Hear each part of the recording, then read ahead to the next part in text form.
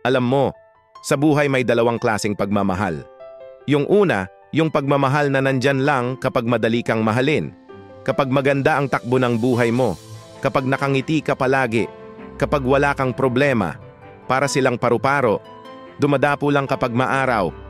Pero yung pangalawa, yan yung tunay. Yung taong mamahalin ka kahit hindi ka perpekto.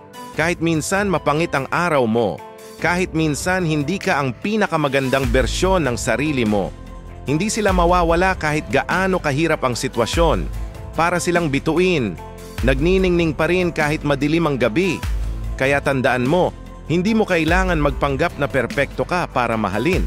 Ang tunay na pagmamahal, tinatanggap ka ng buo, kasama ang iyong mga kahinaan at kapintasan.